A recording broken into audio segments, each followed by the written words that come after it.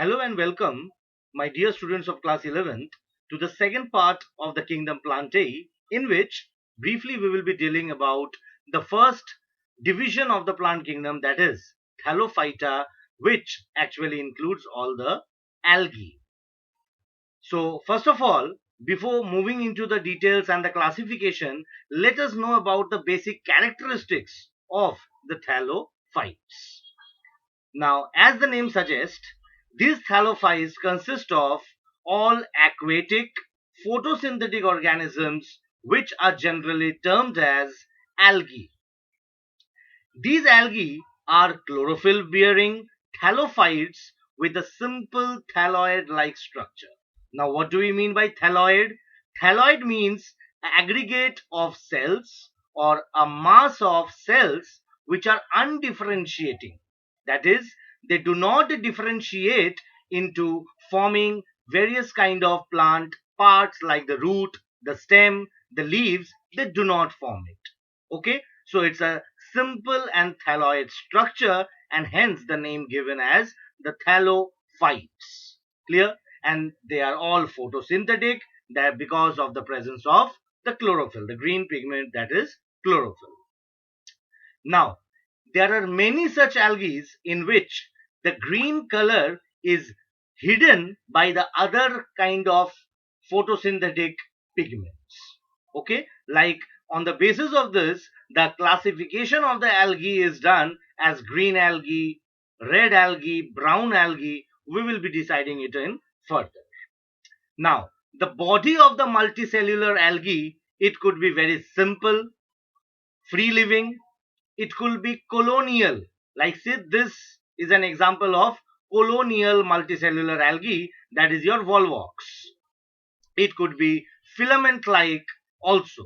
In filament we can have like this, the thread like structures in which all the individual cells together join to form a filament like structure, as it is observed in Spirogyra, as it is observed in Eulothrix. So these are the examples of some filamentous algae. Now, as I have discussed earlier, that it lacks the specialized parts. So what are the specialized plants? If I talk about plant, the picture which comes into our mind consists of parts such as the root, which remains inside the soil, the stem, which is generally aerial in nature, and on the stem it will be the leaves, the various branches, the flower, the fruit, and all everything. Okay, so this, the thallophyte, since it is the starting of the plant kingdom, it lacks these specialized parts which consist of the root, the stem, and the leaves, and hence it forms a mass of undifferentiated cells, which is also referred to as the thallus, from which the name of this division came as thallophytes. Now, these algae are mostly aquatic. That is, a large number of algae is found in aquatic conditions, both in fresh water as well as in marine water. But there are some thallophytes which are also found attached to the rock surfaces, to the bark of the trees, and on the surface of the moist ground. Like if I talk about this one, this is a freshwater algae. This is a marine algae which remains submerged inside the water, and this is the algae which is growing on the tree trunks. Okay, so not only aquatic, they can also be found attached to the rock surfaces, on the bark of the trees. Like if I talk about lichens, which is a association of the algae along with the fungi, they can be easily observed in non-polluting areas on the bark of the trees or the surface of the moist ground. Generally after a rainy season, we can see this. Coming on to the next characteristics, we will be discussing about the form and the size and the shape of the algae. It is highly variable, from microscopic to one of the largest algae it can be formed. So talking about the microscopic, it can be unicellular also. If I talk about unicellular microscopic, the first name which will be coming to our mind, which we have also gone through in the chapter microorganisms in class 8, that is the Chlamydomonas. Okay, and this Chlamydomonas bears two lateral flagella, and hence they are motile in nature. Tick. If I talk about the multicellular giant algae, then the name will be coming too as the Funaria, the Laminaria, which may be around 60-meter in length. Yes, it will be around 60-meter in length, and they are generally found in marine environment and are also called seaweeds. Okay, clear? Now, this is the colonial form which we have studied earlier. The scientific name is Volvox. Then we have the filamentous form like the Eulothrix. And in the previous slide, we had gone through the Spirogyra. The Spirogyra and the Eulothrix, see, these are all the major part of the cell consist of the spiral chloroplast, clear, which contains the green pigment chlorophyll, and hence they are green in color. Next, we have the giant kelps, that is Laminaria and Fucus. These are generally found in the marine environment under the sea water. Okay, so this is your Fucus and this is your Laminaria, both of which generally comes under the brown algae. Now, structure of the marine algae. Generally, the marine algae remains submerged in water, and if it is floating, that is only due to the buoyancy of the water, which makes them float or move from one place to another along with the tide or along with the current of the water. The filamentous and the sheet-like forms of marine algae exhibit the following structures, which consist of the lamina, the stipe, the holdfast. Now, to begin with the holdfast, this is, as the name suggests, hold and fastening it. So this actually is found in the red algae and the brown algae, and this is a structure which have small filaments in them. Clear? And it helps in attaching the algae to the substratum or the underneath the rock surface or the sea bed. Clear? So this is your holdfast. Next, we will be talking about the lamina or the broad surface, which is generally photosynthetic in nature and which is the floating part. Clear? So this is your lamina, very homologous to the lamina of the leaf blade, we can say. And the last part is the stipe, that is a small stem-like part which attaches the lamina to the holdfast. Okay, it is a stem-like structure, small slender stem-like structure which holds the lamina to the holdfast. So this is the structure of the marine algae. Next, we will be talking about the reproduction in algae.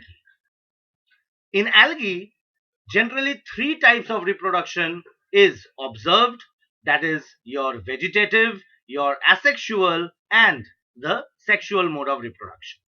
So if I talk about vegetative reproduction, the best example will be by the mode of fragmentation.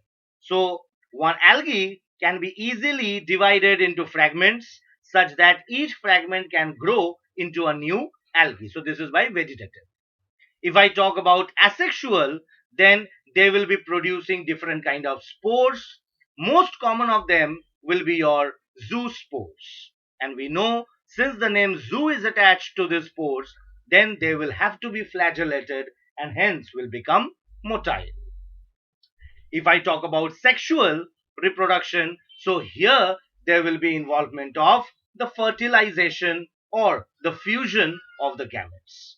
Now, based on the gamete size and structure, there are three types of sexual reproduction which are moving on. Yeah, there are three types of fertilization which are happening. First one is your isogamy. See, iso means similar. If we talk about isosceles triangle, so the adjacent two sides of the triangle are similar in length. So iso means similar, gamy means union of the gametes. or marriage. So when fusion of two similar kind of gametes is happening, that term is known as isogamy, and the gametes are known as isogametes. So this will be the best example of isogamy. Next, anisogamy, the opposite of isogamy, in which we can understand that the gametes are dissimilar in size. So a fusion between two dissimilar in structure gametes, one is your large and one is your small. So this can also be termed as heterogamy. And finally, a example under anisogamy in which the female will be, what are the cases? The female will be large, it will be non-motile, that means it cannot move about. So the female gamete will be large, mega gamete, and the male will be small, it will be micro in size, and it will be motile gamete. So the fusion between the large non-motile female gamete and the small micro motile male gamete can be termed as oogamy. Okay, so sexually there are three types of fertilization: isogamy, anisogamy, and oogamy. Now, coming to the classification of algae, generally Thallophyta is divided into three broader divisions. The first division or the first class we can say is Chlorophyceae, which is coming to known as the green algae. Okay, since their main component is chlorophyll A and B. Next, we have the brown algae, that is Phaeophyceae. It is generally the brown in color due to a special pigment which hides the green color pigment chlorophyll. Though it is also the chief producers of food in the marine ecosystem. That is, they are autotrophic in nature. And finally, we have the red algae. The term which is used is Rhodophyceae. Okay, so these two are generally found in the marine environment, especially in brackish and your salt water. So Chlorophyceae for the green algae due to the presence of chlorophyll, Phaeophyceae for the presence of a brown color pigment, and Rhodophyceae for the presence of a red color pigment, due to which we name this. Now, what are the basic differences between your Chlorophyceae, Phaeophyceae, and your Rhodophyceae? So these are the characteristics which I have taken, the 5 characteristics by which I will be dividing this Chlorophyceae, Phaeophyceae, and Rhodophyceae. So a basic way to remember, we have to go through the Chlorophyceae, that is green, brown, and red. And if I talk about the major pigments, first we will be writing chlorophyll A in all, like you see. And then we can write the B, C, and D. So the major pigments of the Chlorophyceae stands like chlorophyll A and B. Phaeophyceae, the major pigments is your chlorophyll A and chlorophyll C. And Rhodophyceae, chlorophyll A and chlorophyll D. If I talk about other pigments which I have not mentioned over here, Phaeophyceae generally, along with this chlorophyll A and C, fucoxanthine is also present. Remember, you can pause the video and write it down. Fucoxanthin, fucoxanthine, due to which the brown coloration of this algae is observed. Similarly, in Rhodophyceae, R-phycoerythrin. See, erythrin means the red colored pigment. So Rhodophyceae has chlorophyll A and D, and along with it is the presence of the R-phycoerythrin, due to which the red coloration is observed. The stored food, Chlorophyceae and Rhodophyceae, all have starch in them. But Chlorophyceae has a very simple form of starch, as it is observed in the higher plants. Phaeophyceae, or the brown algae, has mannitol and laminarin starch. whereas the red algae has Floridian starch. Clear? Many a times question is asked by omitting one or more of the your this table. It will be written as A, B, C like that, and you have to fill up the entire table for 3 marks. Okay, so you have to remember this table very well. Generally, what are being asked, that is the major pigments, the stored food, and your flagella. Now, cell wall, if I talk about, cellulose is common in all the types of algae. That is, it is present in all green, brown, and red algae. Along with cellulose, present of alginic acid is there in the brown algae. If I talk about habitat, chlorophyce is the most common type of algae which can be found in both freshwater, brackish, and salt water. See, brackish and salt water both comes under the marine water, but brackish has a lesser amount of salt concentration than the salty water. Okay, so salt water has the maximum amount of salt concentration. Brackish water has a lesser amount of salt concentration than the salt water, but more than the fresh water. And fresh water has the least amount of the salt concentration. Clear? So according to the salt concentration, water can be divided into fresh, brackish, and salt. So Phaeophyce is generally the fresh water, that is, rarely it is found in the fresh water, but it can be easily found in the brackish and the salt water. While the red algae, some of them it is found in the fresh water, while most of it is found in the brackish and the salt water. If I talk about the position of the flagella, 2 to 8 equal and apical flagella, apical means the flagella is present at the apex portion.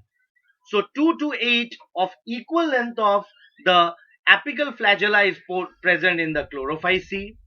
Phaeophyce will be having only 2, which is of unequal and laterally present flagella, while the red algae, there will be no kind of flagella which will be present. Clear? So please pause the video over here and write down the entire table. This is also mentioned in your NCERT book. Okay, so now we will be moving on the last slide, that is the economic importance of the algae. Starting with, we will be firstly saying that since algae is mainly aquatic in nature and they are autotrophic, therefore they become the main producers in the marine environment. We can say that around half of the total carbon dioxide which is fixed by plants which is utilized by plants during photosynthesis is carried out by algae, and hence they become the major or the main producers of the marine ecosystem.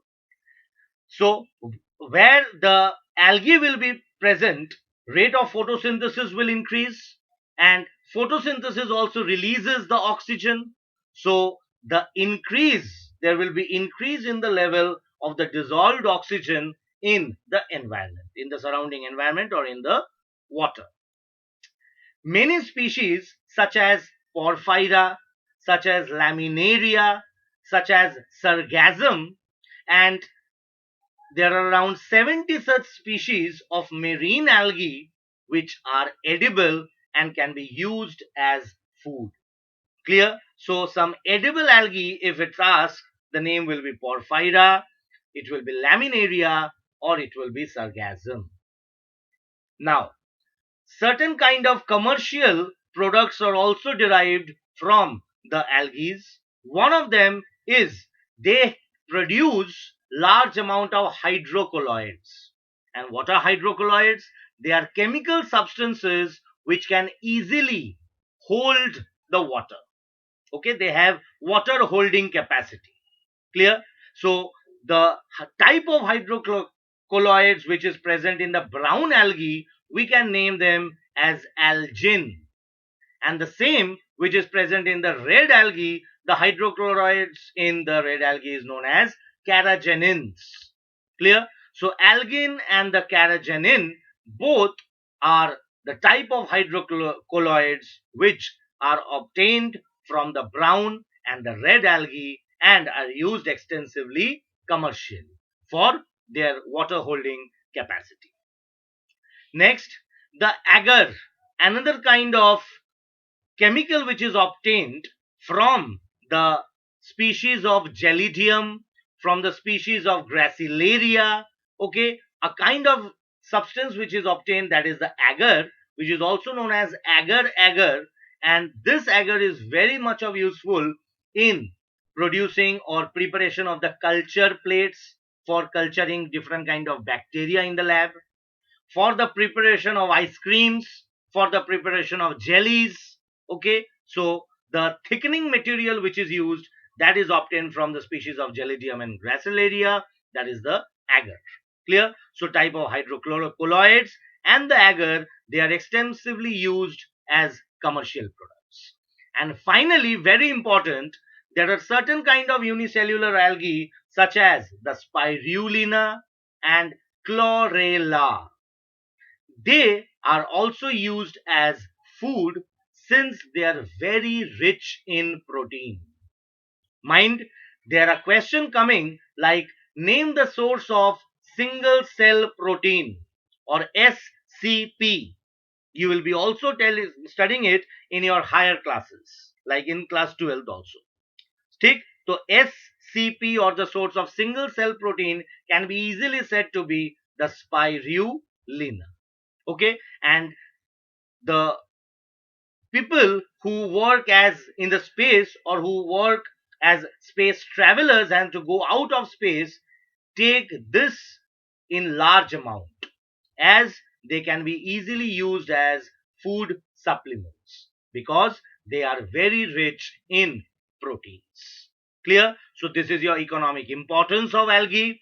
In the next video, which I will be posting around day after tomorrow, we will be studying about each of the chlorophyceae, phaeophyceae, and your rhodophyceae in details. Okay, till then, thank you. Do study your work and write down all the points which I am sharing with you. Thank you.